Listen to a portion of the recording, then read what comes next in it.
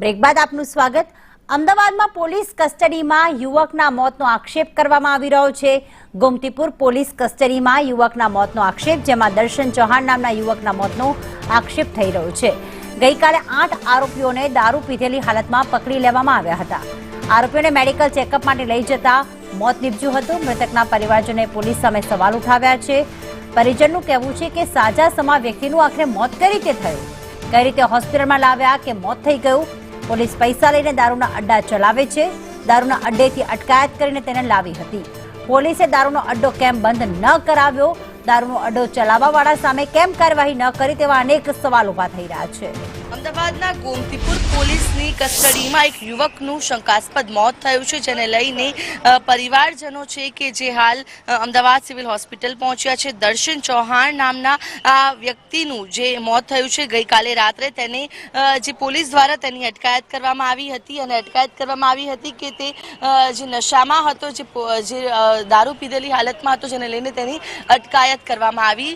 જોકે ત્યારબાદ તેનું મોત કઈ રીતે થયું તેને લઈને પરિવાર પણ હાલ જે અસમંજસમાં છે। અનેક સવાલો ઉઠી રહ્યા છે। પોલીસ ઉપર પણ તેઓ સવાલો કરી રહ્યા છે કે કઈ રીતે યુવકનું મોત થયું છે। ઘરેથી બિલકુલ સાજા સમા ગયા હતા। તેની માતા સાથે વાતચીત કરીશું। કઈ રીતે શું કહીને ગયો તો દર્શન તમને, અને કઈ રીતે મોત થયું શું લાગે છે?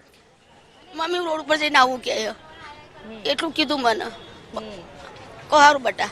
અને 11 વાગ્યા એનો ફોન આવ્યો કે મમ્મી મને પોલીસ વાળાએ પકડ્યો, કે તું ચિંતા ના કરતી। પછી મારા દિયોરોને બોલાયા, આજુબાજુવાળા છોકરાને બોલાયા અને મેદાનમાં ભેગા કર્યા। મેં છોકરા મેં શું માંગ શું છે આપની? મારો છોકરો હાજો હોયો જોઈએ કે પોલીસ વાળાએ માર્યો। મારા છોકરાને કશી બીમારી નહીં। બિલકુલ, તો તેના સ્થાનિક આગેવાનો પણ છે, તેમની સાથે વાતચીત કરીશું।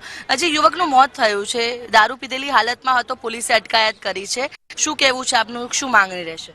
મારે તો એક જ વાત કહેવાની છે કે અમારા વિસ્તારોમાં આ ધમધોકાટ દારૂના જે સ્ટેન્ડો ચાલે છે એ કેમ બંધ નથી થતા? તમે ડ્રાઈવના નામે જે દારૂ પીધેલા હોય છે એમને તો પકડી ગયા, પરંતુ જેમના સ્ટેન્ડ ચાલુ છે અને રાત દિવસ ધમધોકાટ એમનું સ્ટેન્ડ ચાલુ હોય છે, એમને પોલીસને દેખાતી નથી અને પીધેલા લોકો દેખાય છે।